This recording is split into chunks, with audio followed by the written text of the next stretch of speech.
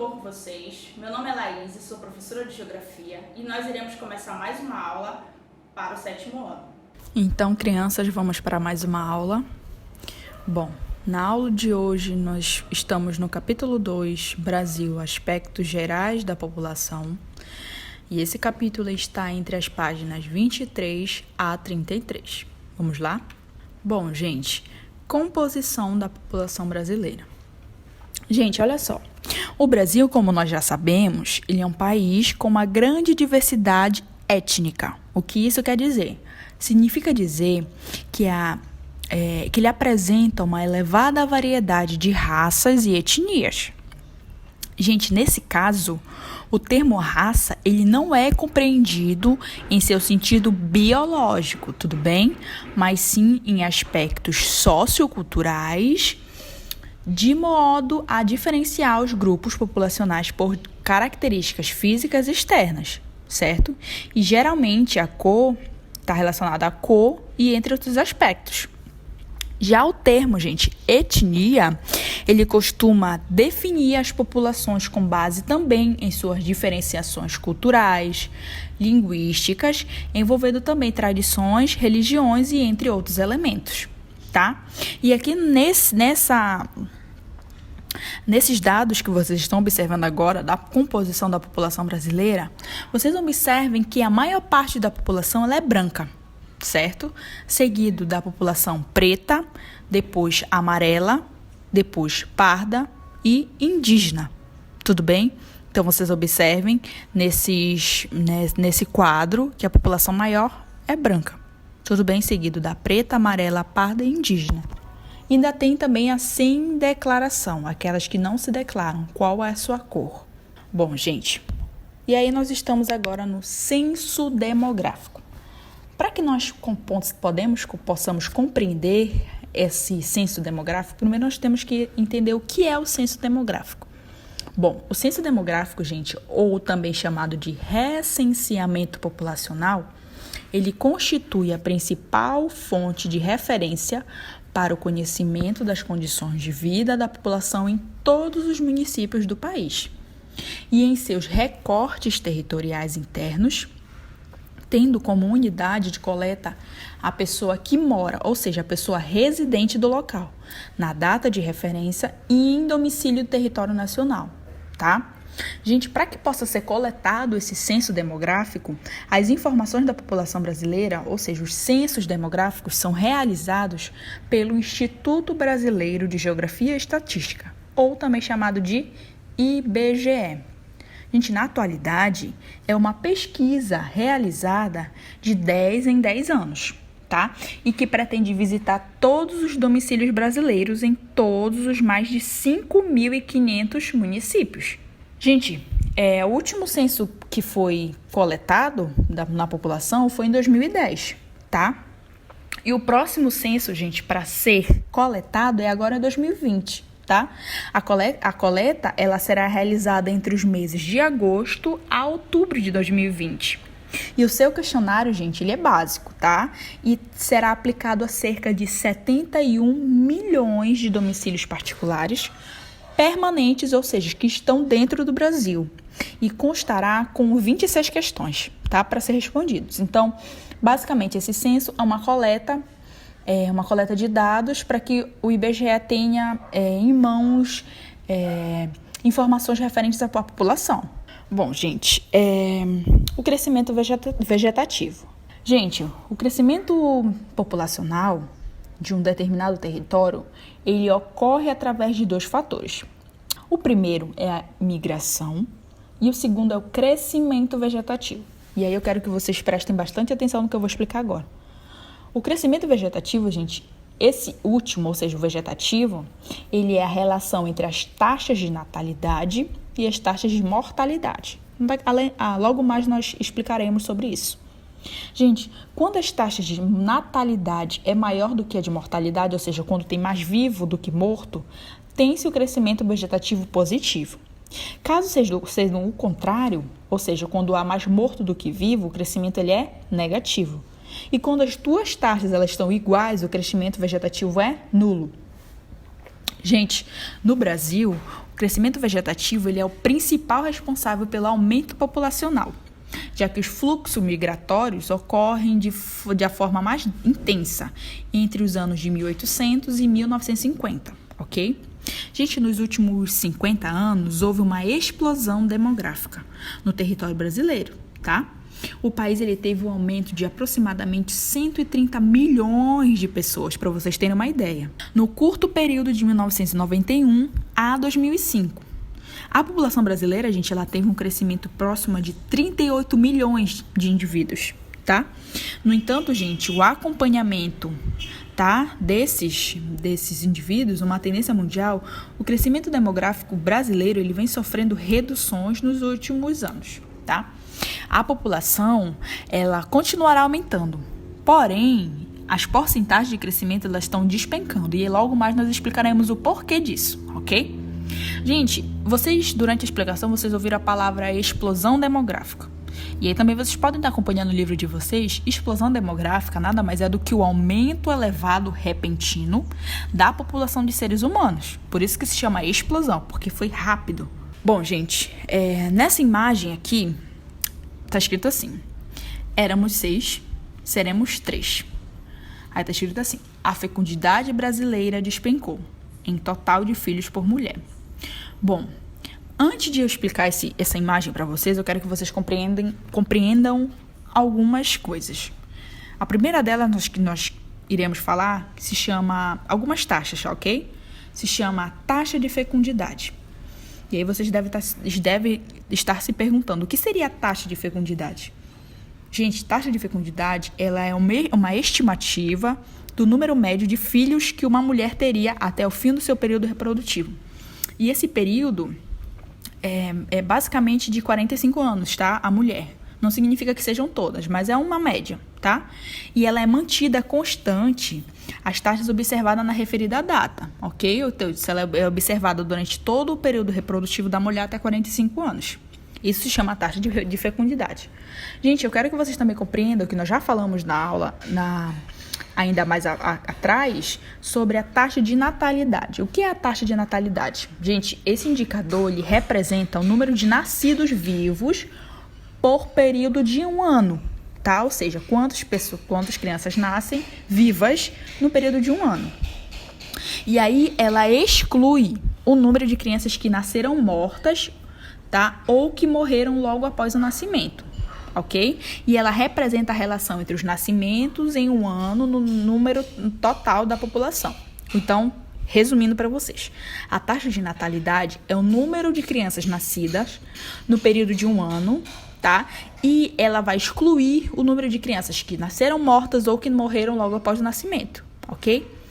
Para explicar esse número de mortos, existe a taxa de mortalidade. Bom, seu próprio nome diz o que é a taxa de mortalidade. Tá? Gente, a taxa de mortalidade, o seu próprio nome diz, ela é um indicador que representa o número de óbitos ocorridos no período de um ano. E essa taxa, gente, de mortalidade, ela é calculada a cada 1.000 habitantes e reflete a relação entre o número de mortos anuais, ou seja, a cada ano, e a população total de um determinado lugar. Então, explicando.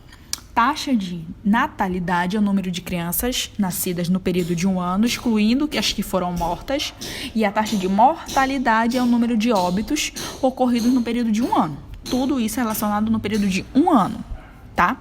E aí, gente, eu quero que vocês observem essa imagem colocada para vocês.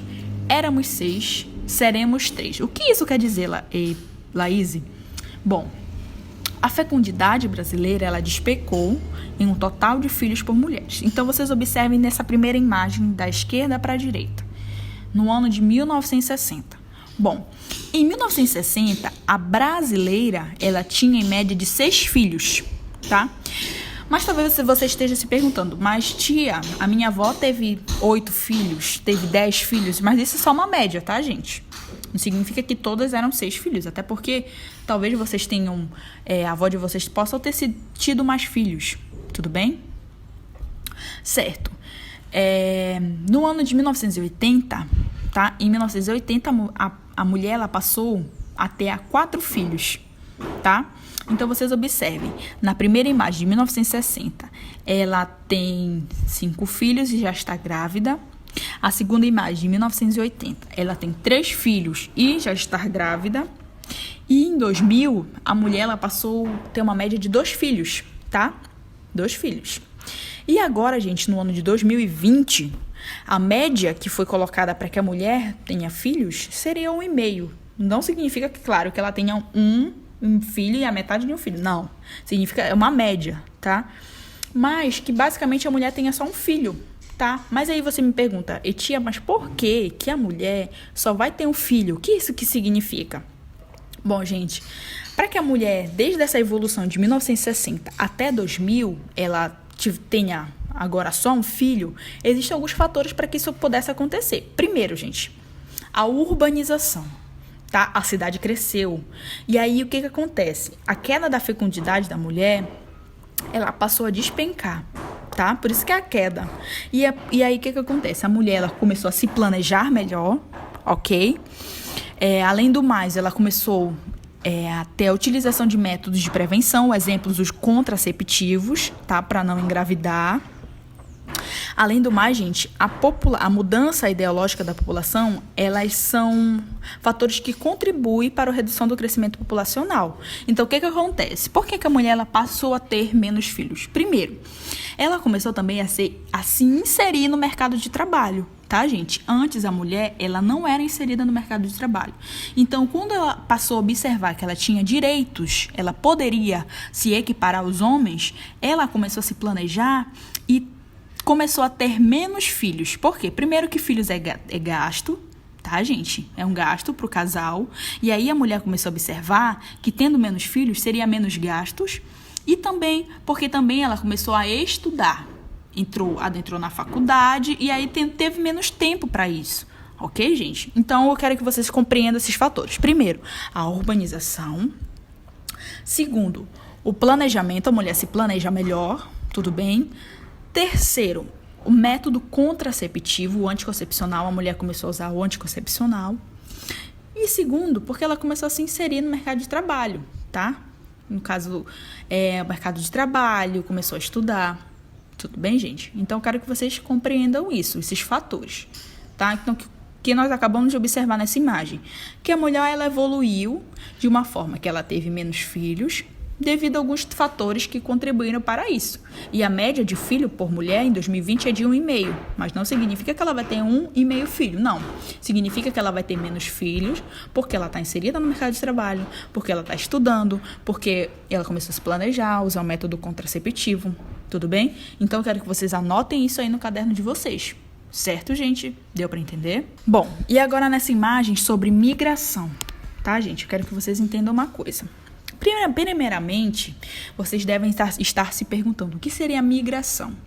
Gente, migração nada mais é do que um deslocamento, tá? A população vai se deslocar espacialmente, ou seja, ela pode se referir à troca de país, de estado, de região, de município ou até mesmo de domicílio, pode mudar de uma casa para outra. Gente, a migração interna, ela corresponde a um deslocamento de pessoas dentro de um mesmo território. Dessa mesma forma, ela pode ser entre regiões, estados e municípios, como nós já falamos.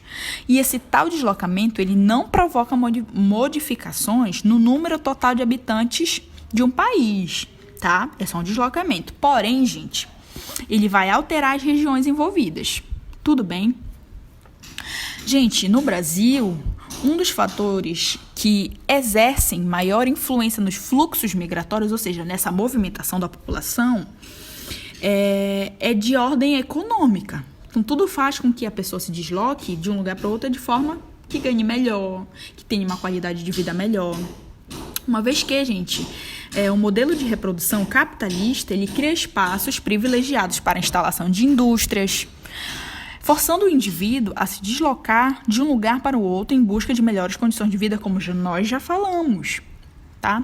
E também tem uma pequena observação que faz com que haja esse deslocamento. Primeiro é o desemprego, tá? A população, quando ela está desempregada, ela procura lugares para que ela se insira no mercado de trabalho e que haja uma condição de vida melhor para ela viver, Tudo bem, gente? E aí, gente, o modelo de imigração muito comum no Brasil, que se intensificou nas últimas 5 décadas, tá? É o chamado êxodo rural. Bom, o que é o êxodo rural, tá?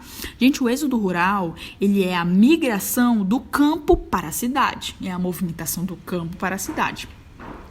E o modelo econômico que favorece os grandes latifundiários, ou seja, os grandes latifundiários no campo, é a intensa mecanização. Então, o que foi que fez com que a população viesse do campo para a cidade? Primeiro, porque foi mecanizado.